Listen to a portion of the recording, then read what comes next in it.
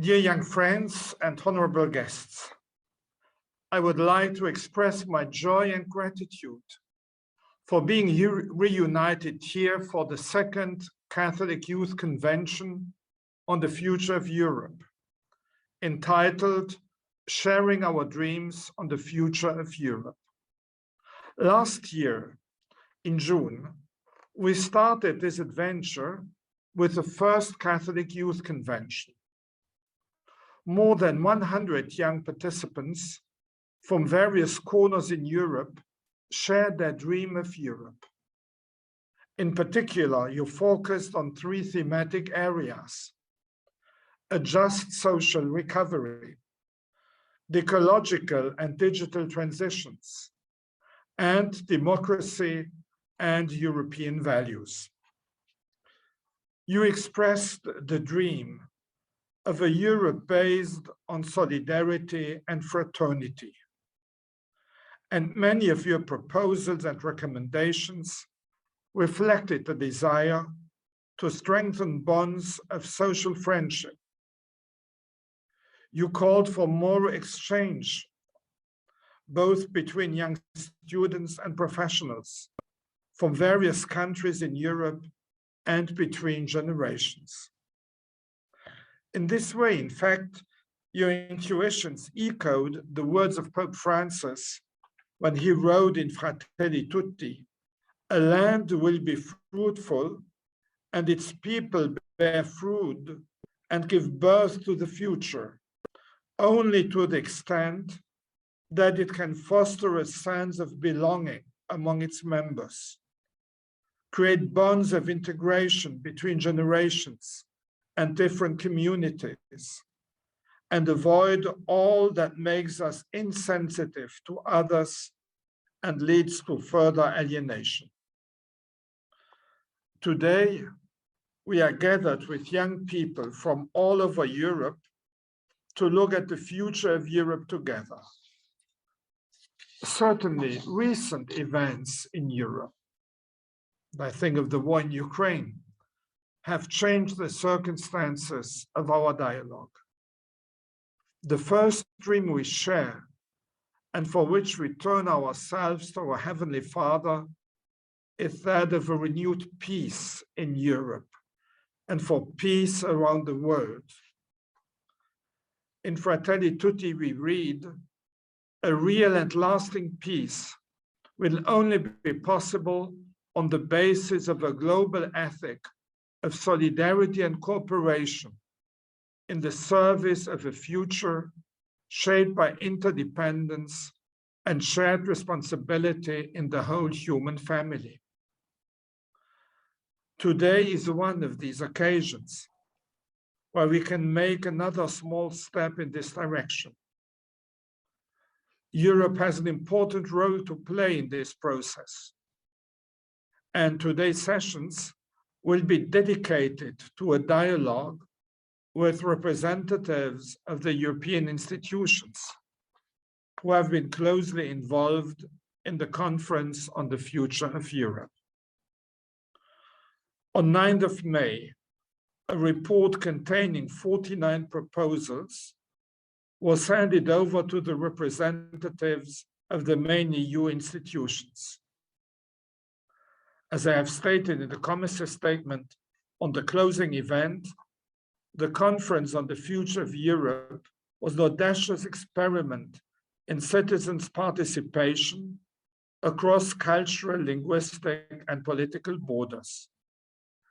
It can be considered as a continuation of the way in which the founders of the European Union envisioned a future based on the capacity to work together in bridging divisions and in fostering peace and fellowship between all the peoples of this continent.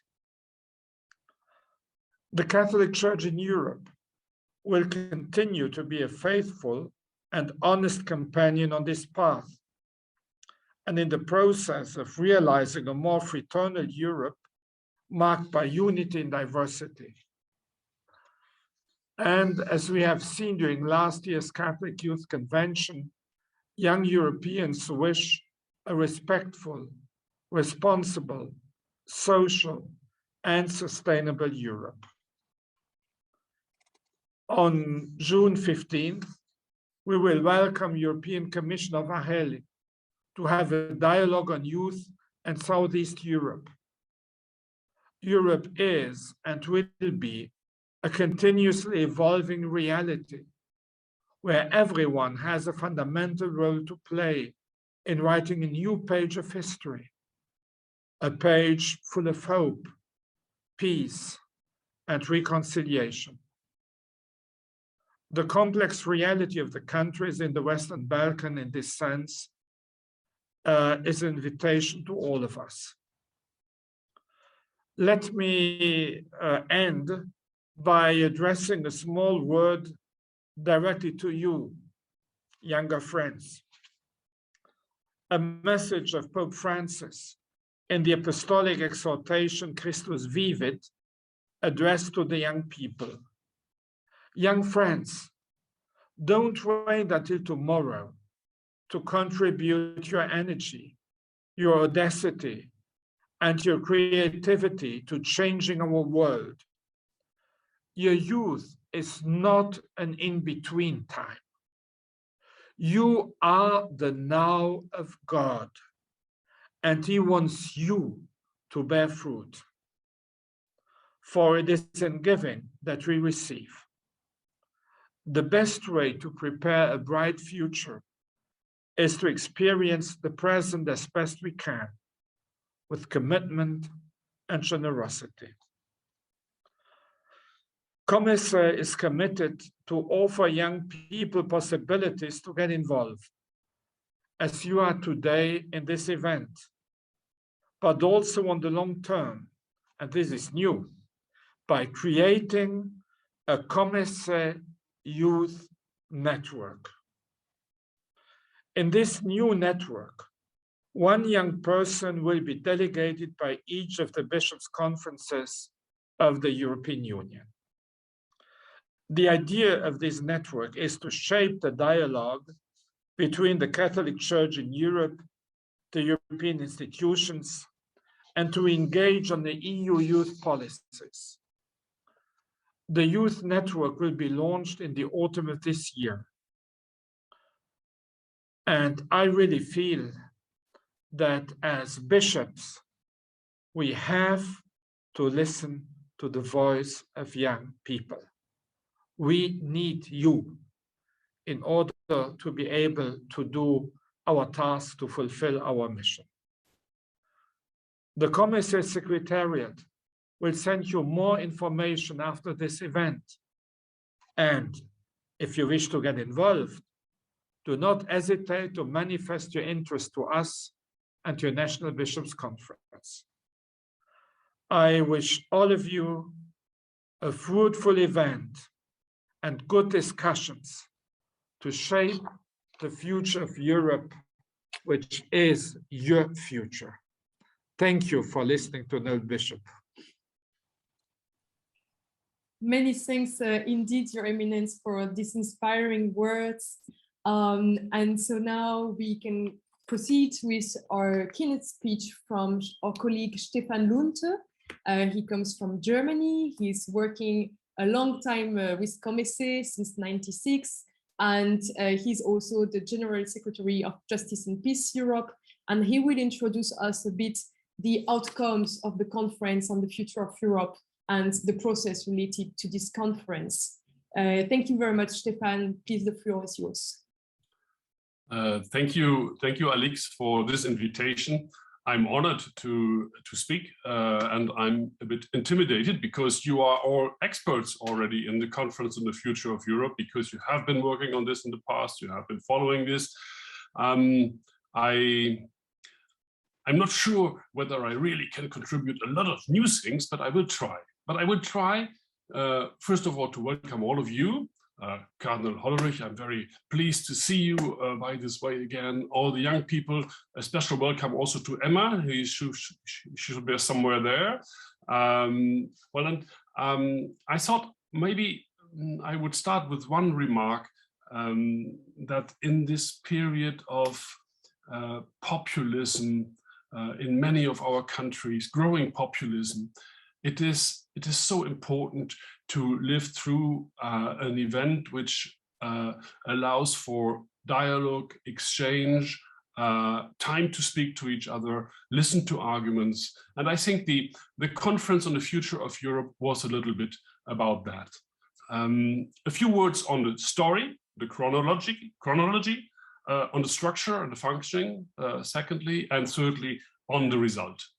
The story is very short. In 2017, President Macron from France launched the idea of having democratic conventions on the future of Europe. And then that was taken up by the President of the European Commission, Mrs. von der Leyen, in July 2019. She said, yes, that's a good idea. We take this idea, and she proposed to start in 2020. That's 2 years, a long time for you, especially for you. And then it took quite the time to get off because of the pandemic, of course, but also because the member states, the governments that compose the European Union of the countries, they were a bit hesitant about the whole event. So finally, at the beginning of 2021, there was this agreement between the three major institutions of the European Union, the Commission, the Parliament, and the Council. And they made what they would call a joint declaration to define a bit the workings of this conference on the future of Europe. The official start was on 9 May 2021, and the official conclusion, 9 May 2022. You all know why, because 9th of May is the Europe Day, is the day of the Schuman Declaration in 1915. It's a long, long time ago. But still it's going on. And that was the conclusion. Now we will have, of the conference on the future of Europe, a look in the future. There will be the Council, the European Council in June, which will decide whether there should be a treaty change convention or not. And all of the three institutions, they will react individually and say what they will do to get to work, to come up with responses to the proposals that were mentioned by Cardinal Hollerich. There is already one decision that in September, or in 1 year, sorry, in 1 year, the plenary of the Convention on Future of Europe will meet again to take stock of what has been achieved. The structure and the functioning of the Conference on the Future of Europe, there was the presidency of the three institutions, the secretariat, then there was the Executive Council, a sort of bureau, presidency, and then there was the plenary assembly with 378 members, and then there were the citizen panels. How did all this interact? First of all, the main idea was to allow as many Europeans as possible to intervene, to make contributions. The key instrument for that was the multilingual digital platform. Then there were citizens dialogues, citizen panels on the national level. Each country was invited to organize them. We have to note that only 6 of the 27 countries did this. That's a sign, and was a bit of hesitation among member states. And there were the 4 panels at the European level, 4 with each of them 200 people working together. They met for 3 times. You all have followed that. They worked in 4 areas. The first one was social and economic justice. The second was European democracy and values. The third was climate change and environment. And the fourth was EU and migration. I think these European citizens panels were the key of the whole thing. They were the driver, the motor. And they came up with a lot of proposals and ideas. And they were discussed then also in the plenary of the Conference on the Future of Europe, especially at the final meeting end of April. I do not know whether some of you assisted to or looked at it. It was if you could follow it online. That was very interesting to see so many young people also stand up and speak. And finally, a final report was adopted. It was already said, 49 proposals, but then 49 proposals, each of them declined in measures, concrete measures. So there were 325 measures overall. One information, of these 325 measures, two-thirds came out, were in 4 areas of the 9 overall chapters. The first was social economic justice, and then the economy, the environment and climate change, second. The third was the digital transformation, the way we communicate, how do we live this? And the fourth one, the last one, was the Europe's role in the world, and that was especially, of course, influenced by the experience of the war in Ukraine. Just allow me one critical remark, or one observation on this final report. I think it was an expression of what is on our day-to-day understanding of politics is on our mind. What do we think, what is important, what is the priority? But when you look at it, there is, for instance, in the whole report, which is called The Future of Europe, there is no recognition of the historical roots of Europe. But how can you discuss the future if you're not aware of the history, the origins? Then a key feature of Europe, of the European Union today, is the monetary union, the euro. That's a key thing of why it holds together. Not a single word in the report, not a single word in the final report, not a single proposal responding and reacting to this feature. The same to the Schengen Agreement, which allows us to cross countries' borders so easily. Nothing about it. So it is more, I think the final report, if you go through it, more an expression of what people think from their perspective, and that's very important, is their priority. Then there was a big deal, and there still is a big deal going on about the change of treaty. Shall we, because some of these proposals can only be become operational if we change the treaties, shall we change the treaties? This is a huge discussion, especially in the European Parliament. Member states, 13 of them have already said, no, we don't want this, not at all, it takes us too long. So it brings me to my conclusion. This was the Conference on the Future of Europe, was a fantastic experience to make progress in European democracy. Please do not reduce the whole experience to the question whether yes or not we get on a convention on treaty exchange. It is enriching our debate on the future of Europe. No other continent in the world does this. No other political body does this across linguistical borders, as we have seen this in the Conference on the Future of Europe. So you see me quite enthusiastic about the whole thing. I read you a citation of Charles Péguy, who wrote Notre jeunesse, our youth, at the beginning of the 20th century, sorry, and brings us back to what I said at the beginning about populism. He writes, the triumph of demagoguery is temporary, but the ruins of this are eternal. So therefore, it is, from my perspective, so important to have institutions like this Conference on the Future of Europe to allow for a dialogue which takes a distance from populistic tendencies and takes the time to argue and to discuss. Thank you. Thank you very much, Stefan, for this comprehensive summary of the Conference on the Future of Europe and introductory remarks to our event. So now we are going to split into working groups, and I'm going to explain a bit what we are going to do in these working groups. I hope you can see the second slide.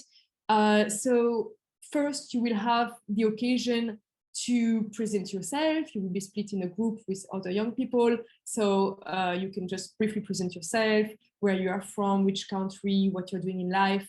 And then the next step is that we will give you a one-page document. You have already received it per email, but we will put it again on the chat right now. So there is a one-page document for each of the groups. So there is just one page, not 6 pages. And on this page, you will find the proposals, some of them, that we put forward last year in our last Catholic Youth Convention on the Future of Europe. So you will see your proposal there. And then you will see some selection of proposals from the outcome of the Conference on the Future of Europe. And the idea is to review how your proposals have been taken into account and what is it that you want to ask now to the EU officials as a follow-up. So you will have time after you have read the document to discuss on your ideas and to prepare a question together in your working group, guided by a moderator. Alex, sorry to interrupt. We don't see the slides. We see blank pages. Oh, okay. So then I'm going to, oops. Can you see it now? Yes. Okay, great, fantastic. So yes, I was saying first the presentation, then the document, and then you will have time to prepare for this question you want to ask to the EU officials that we will meet just after your working group to ask a bit on the outcomes of the conference. And the moderator of your group will also report the question of your group in the plenary sessions afterwards with the EU officials. So that's a bit the idea. And so we have in total 6 groups around 3 main topics: democracy and participation, European values, education and social issues, and environmental issues. So now we are going to split you in the groups. It might take 5 minutes. We are a bit late on schedule, so we will give you 10 more minutes until 5:40. So at 5:40, you will be put back automatically into this main plenary session. So now don't worry, it will take a bit of time to split you in the groups, maximum 5 minutes, but we have the list, you will be split, you have a group, so don't worry. And just check in the chat before you are split in your group that you have the document with you related to your working group. I hope that's clear. If you have any other questions, you can put them in the chat and we'll answer to that. So have a good working group time and see you soon after in the plenary.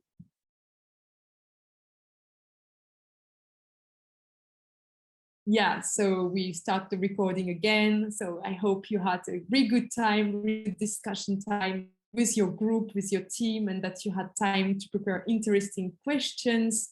You have been working on democracy and participation, some of you on education, and some of you on social or environmental issues. So now we are very pleased that you were back with us and to welcome our 2 speakers of today. We have with us Mr. Ivo Bellet, and we have also with us, unfortunately, Mrs. Michaela Shaudrova. She was not able to join us today, but she's represented by her assistant, Mr. Martin Ondracek.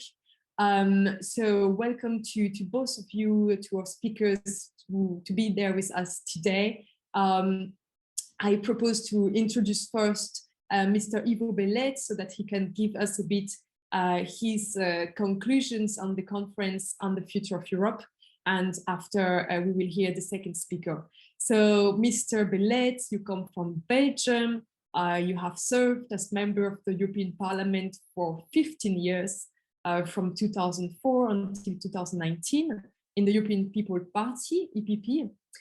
You have also a long-standing career as a journalist and also a news anchor on the Flemish public broadcast. And you are now an expert in the cabinet of Mrs. Dubravka-Šuica, Vice President of the European Commission and Commissioner on Democracy and Demography.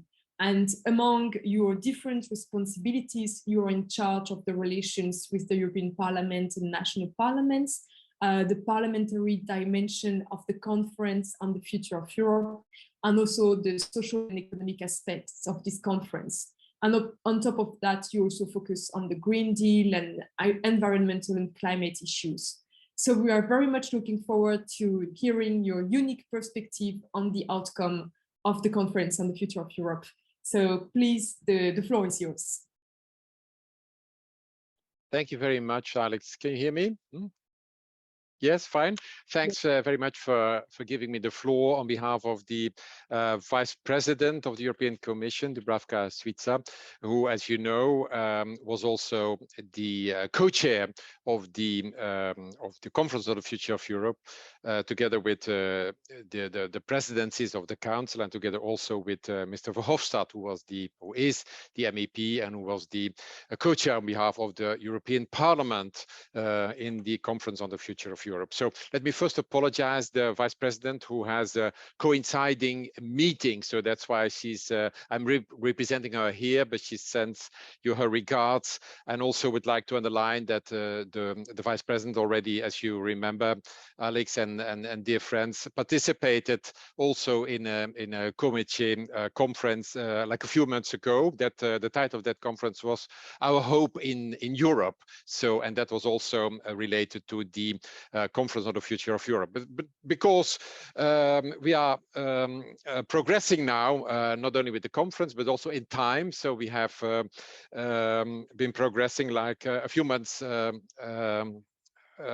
after the previous participation of the Vice President, and now we can of course build on the final report that has been delivered by the members of the plenary of the Conference on the Future of Europe, and that is available on the website. So just to underline, first of all, what is the importance of dialogue, and to refer to the fact that in the framework of, perhaps you know, you are familiar with Article 17 of the Treaty of the European Union, which explicitly underlines the importance of the contact of the European Union on the one hand, and the representatives of the religious organizations. And that's exactly the reason why also the religious organizations were represented in the Conference on the Future of Europe. And you all perhaps, or several of you perhaps will also recall the emotional and very excellent interventions that we had in the conference plenary on behalf of Reverend Christian Krieger, who intervened on behalf of the Protestant, of the Anglican, of the Catholic, and also the Orthodox churches, representing like 280 million citizens in the European Union. So, and he represented their view, he voiced their view with a how shall I say, with a united voice. That was really a good moment, an excellent moment in the one of the plenary sessions of the European Union. So having said this, you all know, and I don't have to recall, that the Conference on the Future of Europe brought together citizens, 800 randomly selected citizens from all over Europe, from all walks of life, as they say. So and they were brought together in 4 big European citizens panels. There were also national panels, but the 800 randomly selected citizens were brought together in 4 European citizens panels that were organized, one in Dublin, one in Warsaw, one in Florence, and then also one in Maastricht. And the proposals that came out of these citizens panels then came finally together in the plenary sessions of the Conference on the Future of Europe, where the randomly selected citizens entered into debate and finally also agreed on the final proposals of the Conference on the Future of Europe, together with elected representatives from the European Parliament, as you know, from the national parliaments, from the national governments, but also with civil society and with representatives of employers and trade unions, etc. So, which was really a very dynamic biotope. And what came out finally of the conference was represented less than 4 weeks ago, less than 1 month ago, on the 9th of May, in the final plenary of the Conference on the Future of Europe in Strasbourg. So all those elements, all those, how shall I say, these reflections and these proposals and measures that the members of the plenary agreed upon came together with proposals that were launched by citizens all over Europe on the platform, the digital platform, the multilingual digital platform of the Conference on the Future of Europe. So, and that all came together in that final report, with consisting of the 49 proposals and 326 measures concrete measures to be proposed to the European institutions. And that all happened not in obvious circumstances. Perhaps recall that it was not an easy exercise, not just because we were having such a diversity of members in the conference, but also because we were confronted with COVID-19 circumstances, and a lot of the meetings we had and a lot of the deliberations we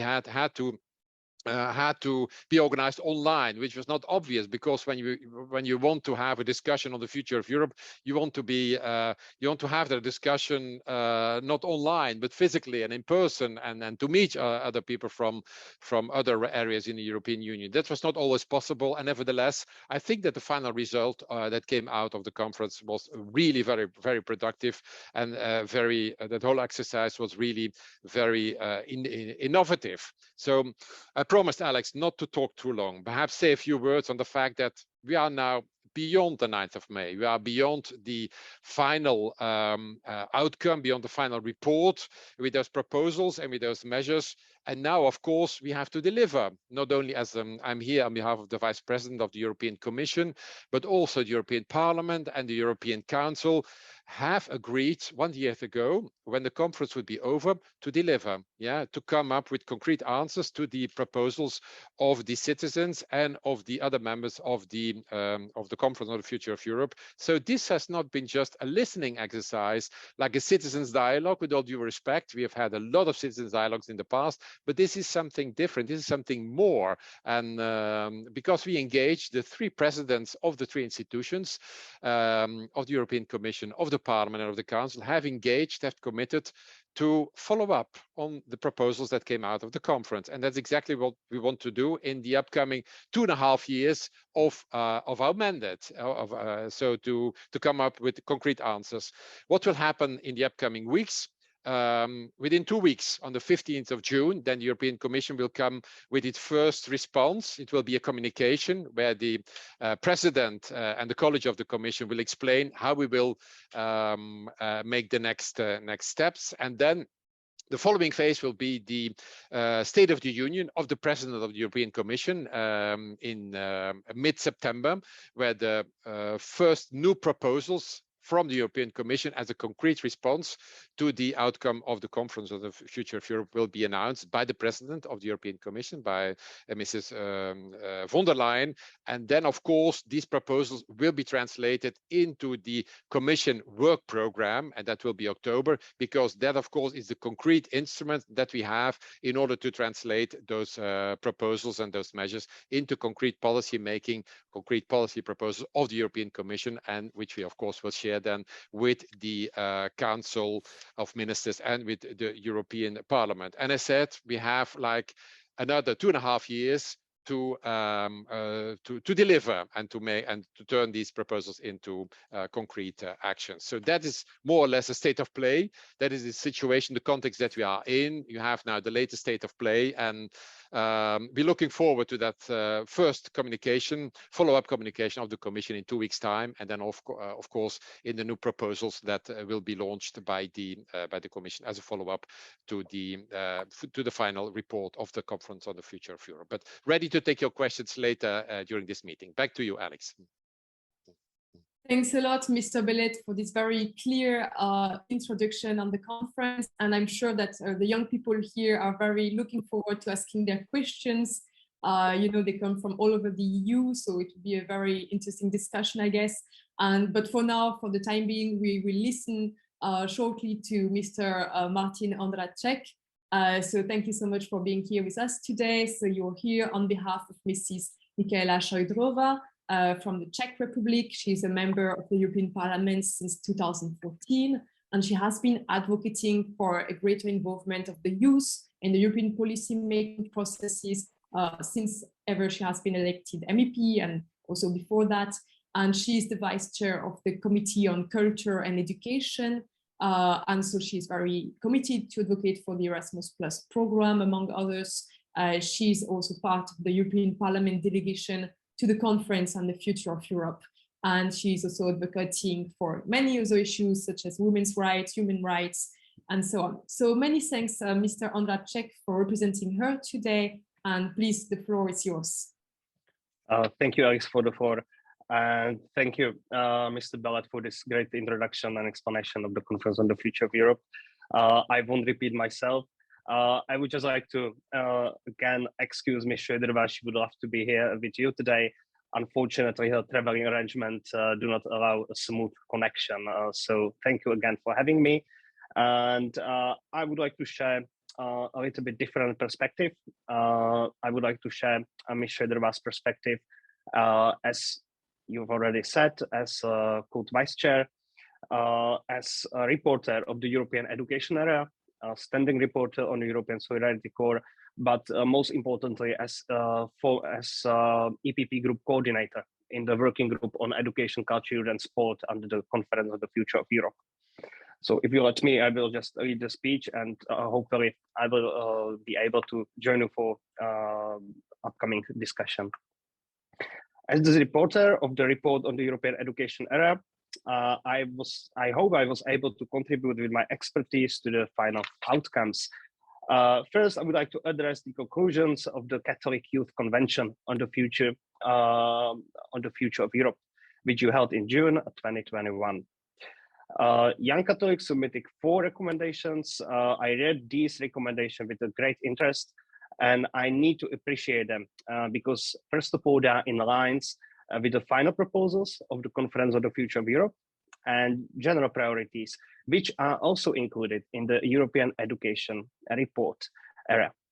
Let me address individual recommendations from the Convention and compare them with the outcomes of the Conference on the Future of Europe. All of them have been included in the final proposals or citizens' recommendation to a certain degree. So the first one is asking for a revalorization of teaching professions and support teachers. Teachers are indeed key actors for success, and their importance has been emphasized during the pandemic and now with the integration of Ukrainian students as well. It is crucial to acknowledge their role and support them. I appreciated my and my colleagues' efforts to include teachers as one of the objectives of the final proposals of the Conference on the Future of Europe have been successful. The original proposal goes like support the training of teachers to learn from the best practice and use up-to-date, innovative and creative teaching techniques that reflect the evolution of teaching methods. And it goes further, and I believe you have already read this recommendation during your working group, so I won't repeat myself. However, we should also make a great effort for citizenship education as an attitude, as value to be taught in all schools, and all teachers go through this education as well. Teachers are right after parents, the ones who should be able to motivate and nurture young people into active civic engagement. There is already existing EU program called Erasmus Teacher Academies that with this prime objective. The second recommendation is on developing common European high school programs about history and literature. This is a recommendation that has been called for several times. Just the European Parliament is calling for this, for a common education framework on citizenship education in the European Education Area report, and recently in the report on the implementation of citizenship education actions. Citizens called in their recommendation for all member states to agree on and adopt a certified minimum standards of education in core subjects commencing in primary school, with a view to reinforce and strengthen a common European identity. The final proposals of the conference emphasizes its final proposals and quote, European citizenship should be strengthened while making the European Union more understandable and accessible and strengthening a common European identity. It is clear that citizens and young people want to strengthen their citizenship, and they recognize the true value of citizenship education. Overall, there is a broad consensus on this topic, and it was one of my priorities as well. This proposal is more prominent than ever, given recent crisis in the forms of the COVID-19 pandemic and the Russian aggression in Ukraine. The third recommendation calls for providing greater financial support for young people, including Erasmus+, tackling brain drain within the EU. The Conference on the Future of Europe proposal, I believe it's number 48, states that EU should, inter alia, strengthen existing EU-level exchanges and mobility programs. These EU programs, such as European Solidarity Corps, Erasmus+, or Discover EU, offer a unique opportunity for young people via mobility and volunteering with EU added value. There are already efforts to make these programs more approachable. For instance, Erasmus+ budget was almost doubled for 2021 till 2027 financial framework. And European Solidarity Corps has just launched a new strand called European Voluntary Humanitarian Aid Corps. But still, there is room for improvement. I want to encourage you to visit the European Youth Portal, which was created as part of the European Year of Youth 2022, where young people can use all available opportunities. And the last recommendation calls for exchanges programs for young people, favoring upskilling, reskilling opportunities. This four objective has been included in several Conference on Future of Europe proposals across several themes. Overall, it can be achieved by the emphasis and usage of EU programs offering mobility activities and by mutual recognition of learning outcomes. As you can see, all of your recommendations of young Catholic and young people are part of the final proposals. This proves that there is a broad consensus in our society on clear priorities and a vision for Europe. However, there are more proposals that I appreciate and try to include during the negotiations. One of them is the emphasis on improving critical thinking, media literacy, to independently evaluate whether a piece of information is trustworthy or not, and to identify fake news. The welcome outcome would be also a digital platform where citizens could fact-check information.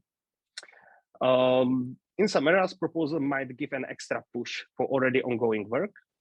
For instance, the European education area reflects several proposals and calls for common framework for learning about the EU, expansion of automatic mutual recognition of learning outcomes, and study periods abroad, or fostering media and information literacy. In other areas, as has been already mentioned, further work is required, and we are awaiting the State of the Union address in September. In the meantime, we can discuss our expectations, observations, and impressions from the Conference on the Future of Europe and its implication for the near future. That will be the speech of Ms. Schöderova. Thank you, and I'm looking forward to our discussion. Thank you. Many thanks, Mr. Ondráček, for making the bridge between some of our recommendations from last year on education and the outcomes of the conference, and also for mentioning some of the EU programs on education, such as Erasmus+, the European Solidarity Corps, and so on. Two of the groups today have focused more specifically on education and youth employment, and we'll come back to that. Now we have about 30 minutes, and we will hear in total 6 questions. 1 question from each of the groups that are here with us today. So some of the questions will be more targeted to perhaps Mr. Bellet, and some of them will be more targeted to Mr. Ondráček. So of course you are very welcome to answer to any of the questions. And I suggest we start with the group on democracy and youth participation. So yes, the group will be moderated by Pedro, will be represented by Pedro from Portugal, Pedro Cabrita. So perhaps Pedro, you can ask your question now. Hello, thank you. Thank you for your sharings and this opportunity to be here and to put these questions. I will put the question also in the chat, only to ensure that it's clear for everyone, but it's more directly, since we are talking about the democracy and youth participation, to Mr. Ivo Bellet. So the question that we have today after this group discussion is, how can we create a democratic structure for youth participation that can increase in an effective way, and what is the important to be measured in this youth participation? Yeah, we know that this question covers a lot of topics, but I just put it here on the chat to be more clear to you, Mr. Bellet.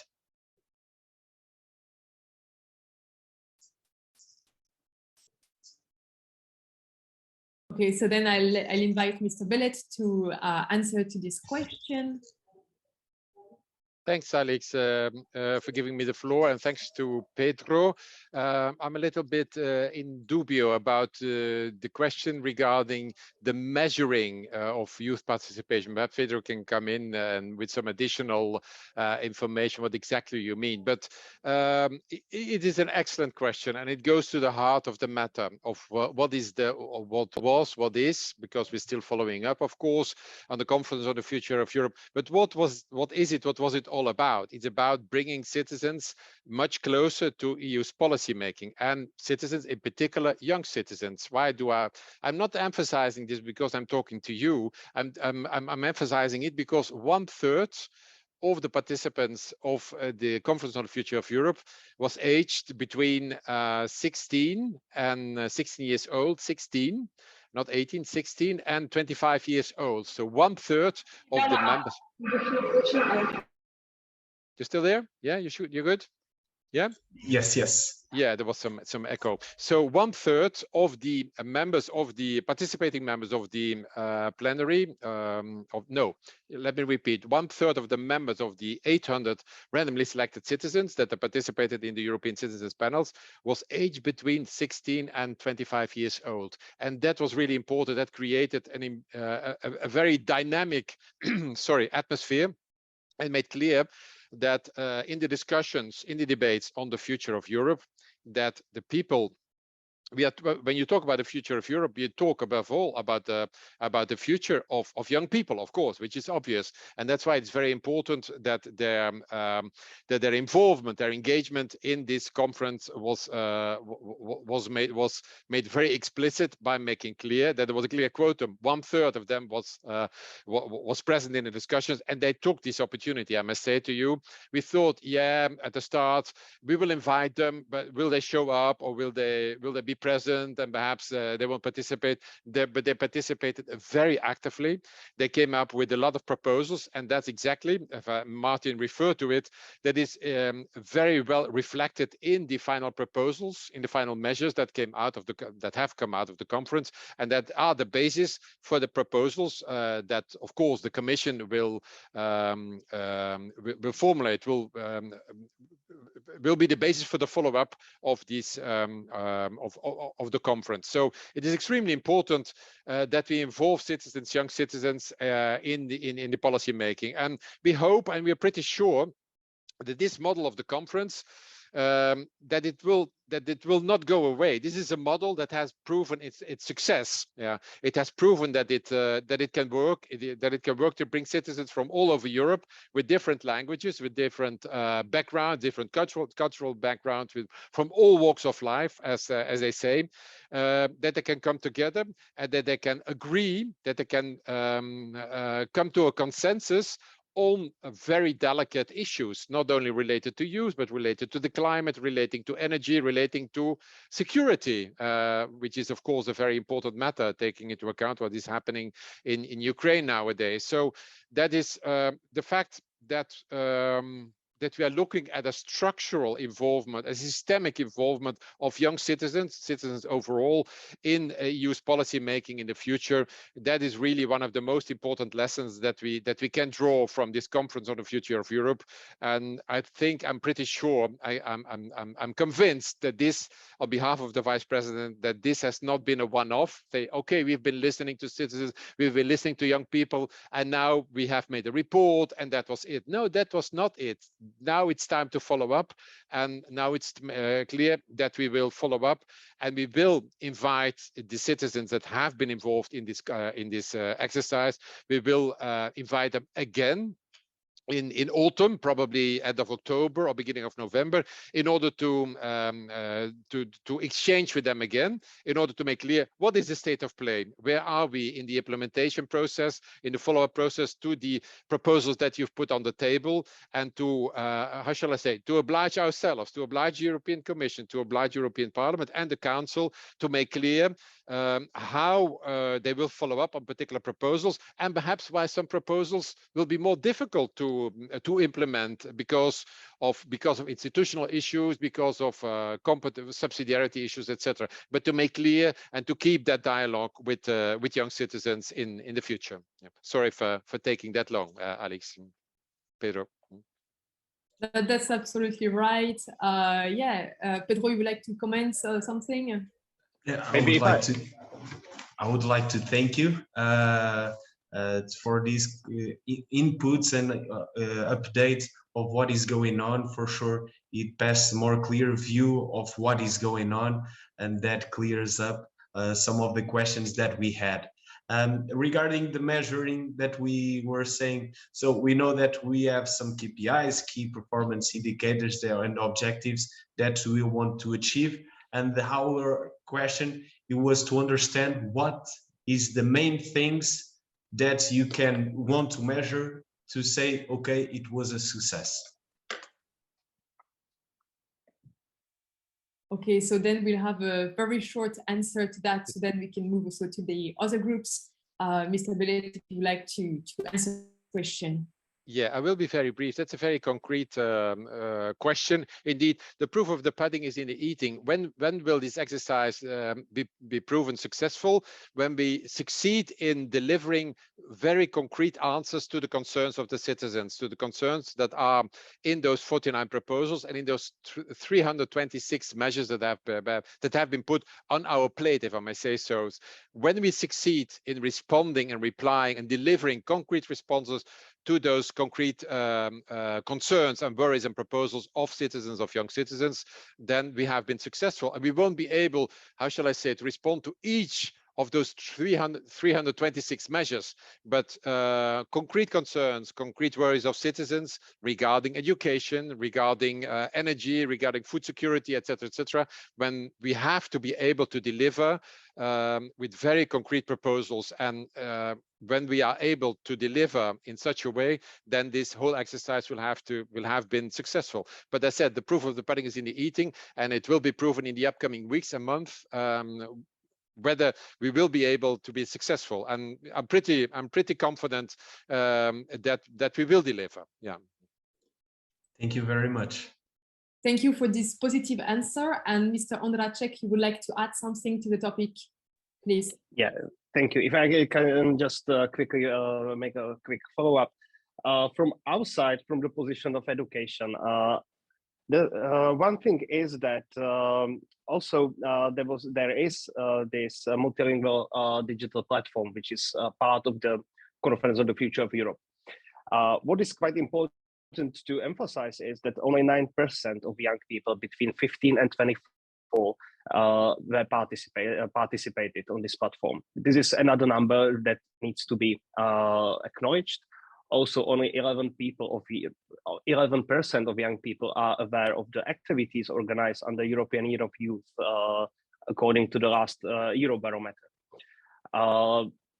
What needs to be done, I think, and this is the position of Ms. Šojdrová, is that the EU should increase the interest for the EU itself, to motivate young people to take their part, to make their voice heard. And one of concrete measures one of concrete outcomes from the Conference on the Future of Europe is citizenship education, is educating about EU history, about education, about the common values and principles that define us. So this is just a quick follow-up on one single concrete measure, an outcome from the conference, and it's EU common framework for citizenship education, which actually citizens are asking for. So that would be just my short reply. Thank you. Thank you so much for this contribution. So now we have still 5 questions left, so we try to move a bit quicker for the next ones. The next one still relates to democracy, cross-border democracy and European values, and the group is being represented by Théophile Jourdain de Mison from Belgium. Thanks, the floor is yours. Thank you very much, Alex. So we actually have 2 questions, one specifically to Mr. Bellet, and the second one would be maybe for Mr. Ondráček. So the first one is regarding European values, and we're wondering what are the values behind the draft proposal from the Conference on the Future of Europe on every topic, because in the draft there are proposed policies on education, on health, economy, migrations, etc. But all of these policy topics need to have a root value behind them. So what is this root value behind every policy? And because we're not very sure to see it and to understand it. And maybe a second question, more on cross-border democracy. So how will the EU be more proactive to reach citizens and organizations that are sometimes not very much linked to European institutions? Because we feel that citizens are always, they always have to make the first step, the effort to go towards the EU. For instance, with the houses of Europe, which are very good, but citizens have to make the effort to go to them. So how will the EU be more proactive to reach citizens? And then, yeah, we had questions on how to educate citizens and everything, but I think you've already answered them.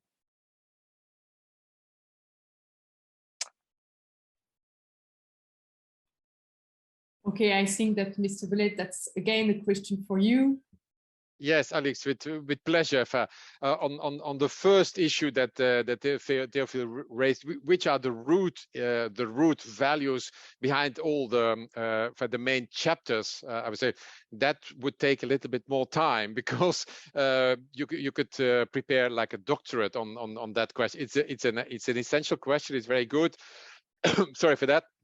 But it's very elaborate, so we will need to come back to that, because we are talking about 49 big proposals, big principles, objectives, and then translated into 326 measures, as you know. So the root values behind that's really not complicated, but it will take time to answer those issues. And of course, we have one particular chapter specifically on values, which is a very, very I will not say hot issue, but an issue that, of course, that we are very concerned about. Look at what's happening in particular member states, also within the European Union, not only outside, but also within the European Union. So values indeed is one of the key topics, one of the key, how shall I say, concerns of citizens and of the members of the plenary that are translated into the proposals. Regarding cross-border democracy and the fact, it's very good that you mentioned it, that citizens often have not only the feeling, but when it is perceived as such, it is reality. When citizens feel that they have to make the first step towards the EU, then of course we are already, then there already is a problem. So, and we are very much aware of that indeed it is the relationship between EU institutions or between authorities in general, but certainly in particular on the EU level on the one hand, and citizens on the other hand, that has to be a two-way street, of course. And we are very much aware that we have to communicate much better, and it has to start from primary school, if I may say so, and we have to from EU side, from Commission side, I'm working for the European Commission, we have to make that first step. Not only the citizens, we cannot expect citizens always to make that first step. It's for us to approach citizens, to make clear to citizens, to communicate about what we are doing, what we are planning, how we are responding to their concerns. That it is really vital what you are saying. The fact that this relationship has to be a two-way street. And also to, I will not say that there is a gap between the EU and citizens. I think there's a lot of trust also from citizens in the EU institutions, but that doesn't mean that we have to don't have to invest more in communication in order to make clear that what we are doing, what we are proposing, that we have to communicate on that, and that we have to invest in efforts in approaching citizens in what we are doing. So that is part of that exercise and that commitment and engagement to bring citizens much closer to the EU policy making in the upcoming weeks, months, and years. Yeah, allow me, Alex, to add one more element, because I see in the chat that Anthony Laville-Roy has added the question on how to establish a participatory democracy, because this is very much about what we just said. Just one sentence. I think that is very important that this conference on the future of Europe, which was, I think, a very good example on the European level of participatory democracy, that indeed to add to that question, that's not in conflict with representative democracy, because we are often confronted by members of parliament, national parliament, European parliament, saying, yeah, why do we need participatory democracy? Because we are the representatives, politicians are representatives of the citizens, which of course is true, but the one doesn't exclude the other. So the element of participatory participatory democracy really can enrich the representative democracy as we can, so that they're complementary to each other. Back to you, Alex. Thanks a lot for this addition. Okay, then I suggested we hear the two next questions together. So I will call Alessandra Frassetti from Italy. She will ask a question on education, exchange, and culture, perhaps more for Mr. Konrad-Adenauer, and Juan Luis Munoz Gonzalez from Spain. He will ask a question around youth employment and lifelong learning. So please, Alessandra, you can ask your question, and after we'll hear Juan Luis.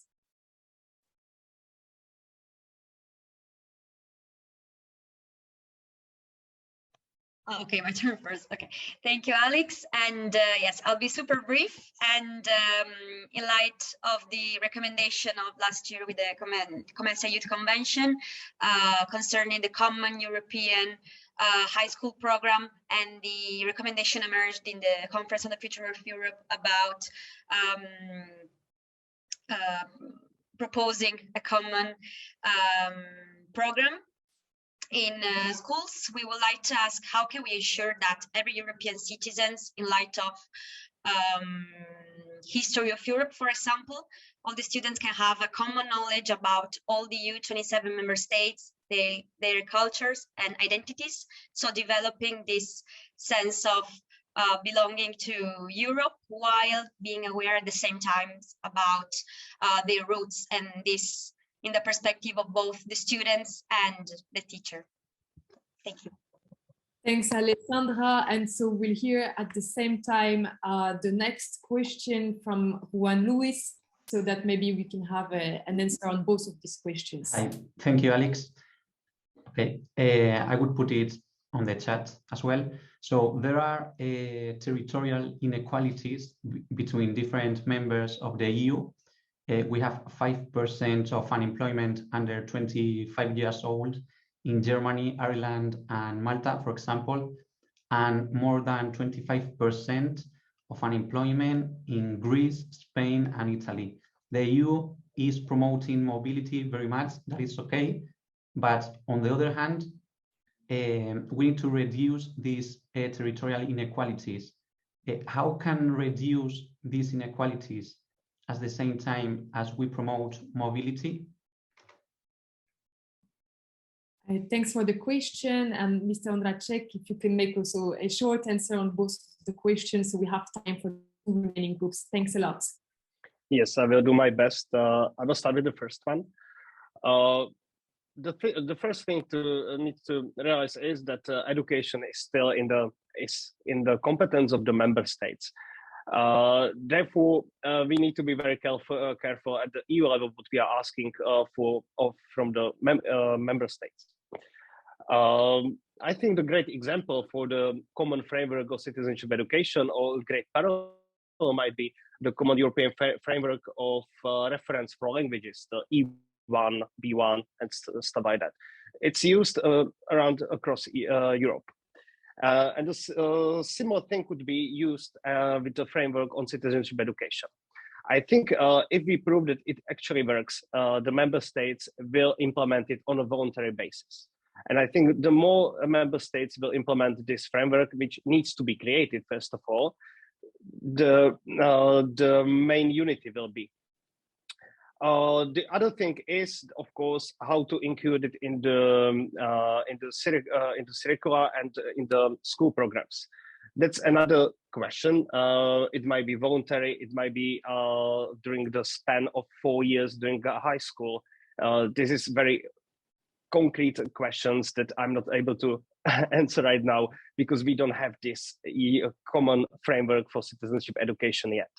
And we are hoping that it could be proposed or by the president of the commission, or that the commission could propose this in the near future. Of course, there are expectations from the upcoming presidency that it might also cooperate on this proposal, and it could actually raise this question for the commission, and which could be a great first step that the member states actually want this common framework of citizenship education.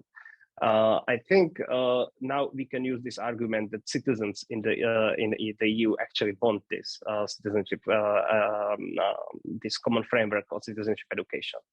So that will be my short reply on the first question. And other one, I'm sorry, I'm just gonna quickly read the question. At the same time.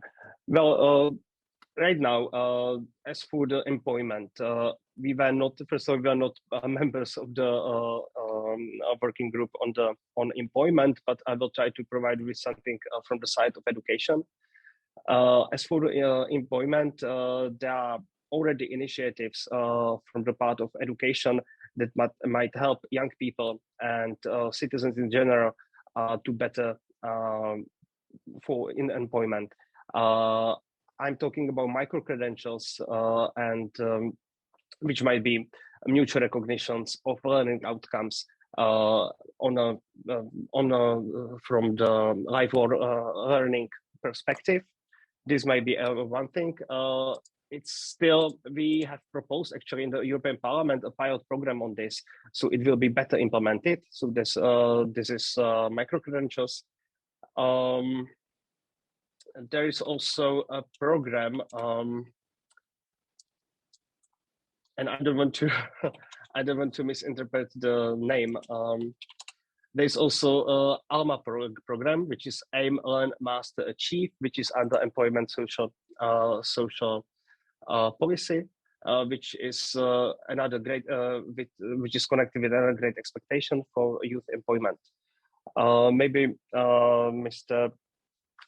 maybe Mr. Bellet will complement me with this answer.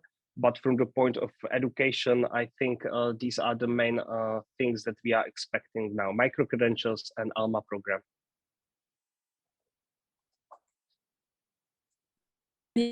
Also for mentioning this ALMA program, I think it's a very important program, especially for vulnerable people, to help them to have access to exchange programs and to find employment after that. Mr. Bellet, did you wanted to add something on this topic? Yes, Alex, I know we're short of time, but I will be very brief. But these questions are very interesting. What Alessandra was saying, and I certainly like, on behalf of the Vice President, what the term that used, sense of belonging. That's very important. Yeah, the fact that you have 27 member states, that you have a lot of diversity, cultural diversity, but we also belong together, and we can't underline this enough, and that's why education is so important. And of course, education is above all, as Martin underlined, a competence of the member states or of regions. So there's a lot of respect.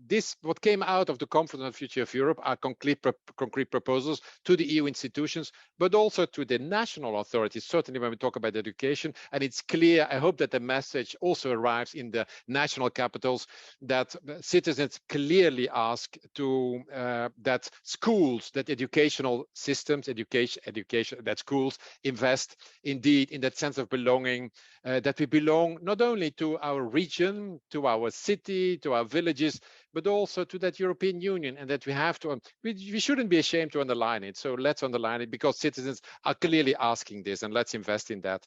And then what Juan Luis is saying, when you read the proposals that came out of the Conference on the Future of Europe, there's a lot on youth employment. I shall not quote, we don't have the time to quote everything, but there are clear proposals regarding the promotion of youth employment, youth entrepreneurs. Yeah, there are clear proposals regarding the fact that citizens ask good quality offers of employment on continued education, and also regarding traineeships, very important, traineeships for young people in enterprises, in public institutions, that the quality of that traineeships is really that we have sufficient attention for the quality of that. And then a final answer regarding, because you are referring to brain drain, Juan Luis, the fact that indeed that the huge discrepancy between the economic circumstances in different areas in the European Union, and that's really important because it belongs very concretely to the portfolio of the Vice President Switzer, and we are developing a new initiative regarding how to tackle brain drain from one region in the European Union to another region, because mobility is very important. When you want to move from a region in Slovenia to a region in Belgium or Germany, you are free to do it. And you're free to go to school or to a high school, or you're free to find a job in another member state. But when you want to stay at home and you want to stick to your region, nothing wrong with that. But we have to make sure that we have good services, that we have good schools, and above all, good 5G, good digital connectivity, to make clear that people who want to work from home or to want to have a job or create a job or take a job in their own area, in their own region, are able to do that, because there is good Wi-Fi, there is good 5G, etc. And that's what why the European funds have to be used in an effective way to make sure that connectivity, transport connectivity, but also digital connectivity is there in all regions of the European Union. That's exactly what we want to concentrate on in the upcoming months and years, and what is very specifically underlined. So we get the support, we have the support of citizens for that particular policy priority in the upcoming month. Back to you, Alex. Many thanks, Mr. Bellet. It also answers a bit on the question in the chat and the follow-up on the conference. But maybe if we have one more minute, we can also complement to this question afterwards. For the time being, we're very late on time. I hope you have a few more minutes to stay with us. Then I will call our last two young people, delegates from their groups, to ask their question. We'll have first Elin Jönsson from Sweden and Anna Vera Wilms from Germany. And we will have a question on integral ecology and a question on intergenerational solidarity. So various topics, we won't have so much time to cover them, but well, we'll try our best. Elin, please, the floor is yours. Thank you, Alex. So on behalf of Group 5, we want to say that we are very happy that the proposals of the Conference of the Future of Europe are in line with and more concrete than the proposals from the Youth Convention last year. But the young people, they feel that we are in a hurry. So we are asking for a time plan for the implementation, and also concrete. We wonder what type of actions from the civil society, that is churches and NGOs, are most efficient to accelerate the motivation among politicians to act for more environmentally sustainable EU. Happy to hear your thoughts about that. Thank you. Thank you, Elin. I go for the last group. I'm going to be really quick. We discussed intergenerational solidarity, and the question was to Ivo Bellet.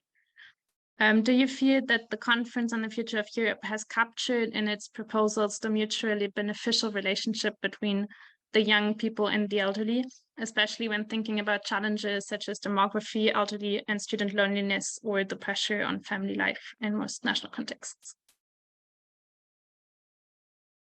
Thank you for your questions. Perhaps Mr. Bellet, if you want to go first.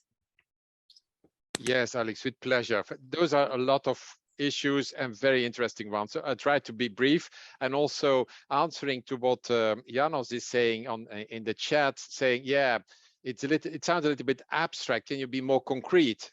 Yeah. Look at the report, the final proposals that came out of the conference. They're on the website. The website is open, it's all there. But when you ask what will be the concrete follow-up to these proposals, don't forget the 9th of May, where the final proposals were put on the table after the final agreement, because this was the result of a year, a very, very intense year of very, how shall I say, very intense deliberations, discussions, and then till the very end, till that weekend of the 9th of May, a final agreement that was not easy, because there were a lot of people involved, a lot of stakeholders involved, and then we had that final agreement. But how to follow up now? We are 3 weeks beyond the 9th of May. Give us some time. Yeah. Because as said, the first initiative is mid-June, then the first communication will come. And then the President of the European Commission will come with the first proposals, concrete proposals, in September. So is that fast? Is that not fast? According to EU criteria, this is extremely fast, I can say you. So a little bit of patience, because we are just analyzing what came out of the conference and then translating it into a concrete proposal. And it will happen because the president promised, pledged to do this. It will come, really, really. A concrete time plan. Yeah, as I've already sketched a little bit the context that we are in and the next steps that will come. Actions from civil society. Eileen asked it, I suppose, are of course very welcome. So we have to, how shall I say, we have to keep the momentum. Yeah, we should not forget that, how shall I say, that commitment, that engagement that has been made by the presidents of the three institutions. Yeah, we should remind them of that engagement so that they should not lose it out of sight. Yeah, and sorry, they're the help, the support, and the pressure, if I may say so, positive pressure of civil society can, of course, be helpful in order to make sure that that we don't lose it out of sight. And we will do our own part of the work by organizing, by setting up that feedback event in autumn, in October, and inviting citizens come back to us, come back to Brussels or Strasbourg, wherever, and we will make a state of play of the implementation process. Vera also referred to the intergenerational issue of young and the elderly. I could talk about that all evening or all afternoon. Why? Because this is one of the main portfolio aspects, of the main portfolio tasks, if I may say so, of Vice President Suiza.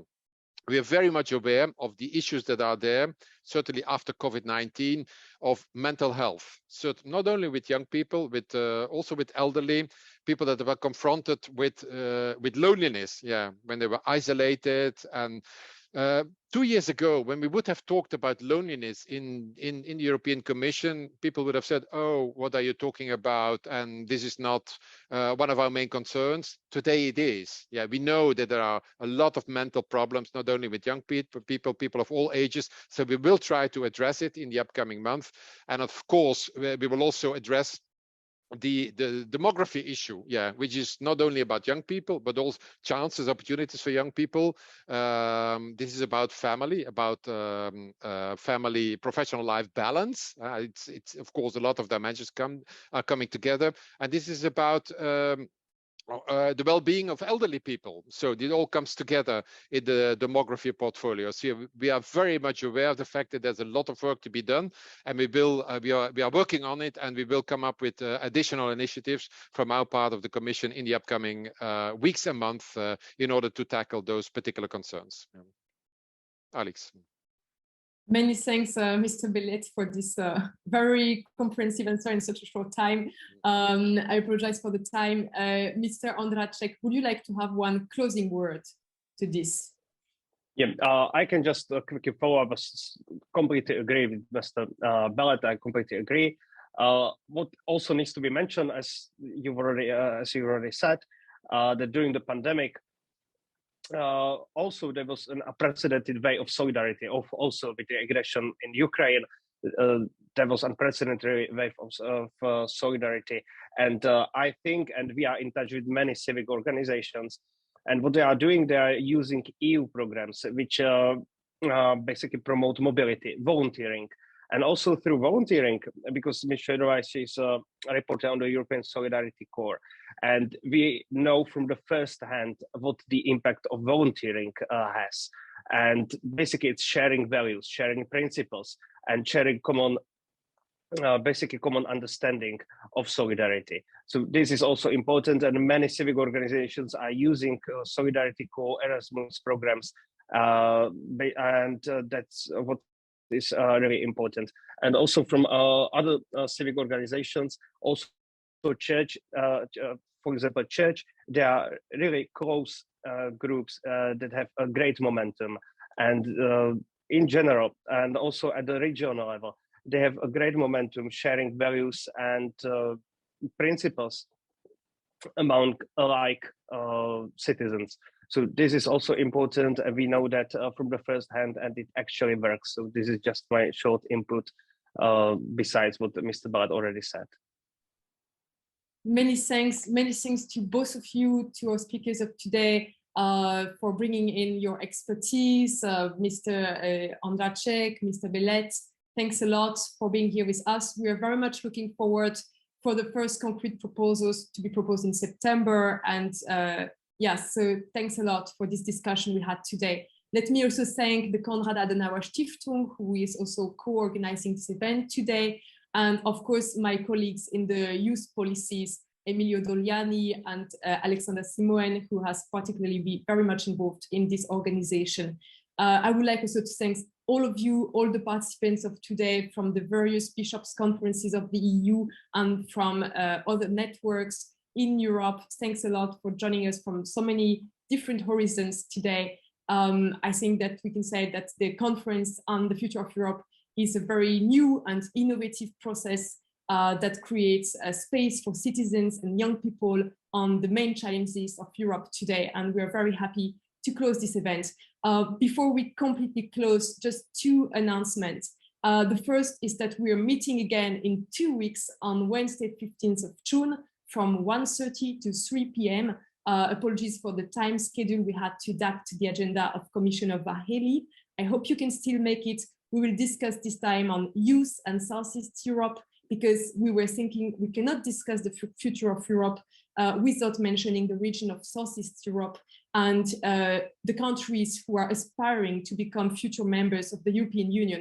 It is a very important topic, and this question of EU enlargement has regained further importance in the recent application of Ukraine, along with Moldova and Georgia. So we will have a crucial role to play, both in the future as well as in the current member states of the European Union. And among others, young people can help to build a new forward-looking narrative that would help to finally overcome the burdens of the violent past in the regions of Southeast Europe. So during this event on the 15th of June, we will meet with Commissioner Várhelyi, Commissioner for Neighborhood and Enlargement.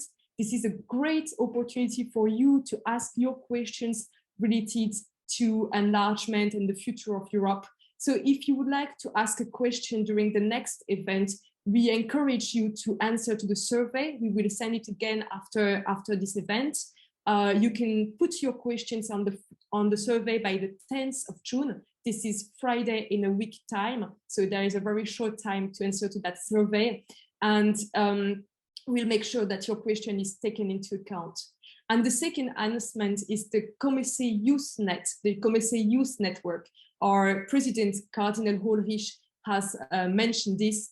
And so the idea of this network is really to shape a dialogue between the Catholic Church in Europe and European institutions, and to engage on EU youth policies with young people.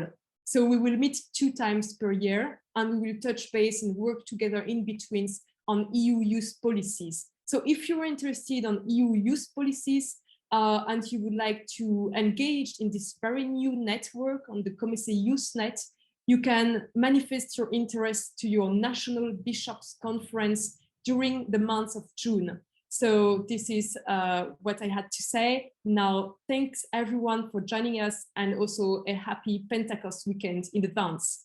Bye everyone, have a good evening. Thanks so much for joining. Bye-bye. Thank you very much. See you. Thank you very much for having me. Thank you.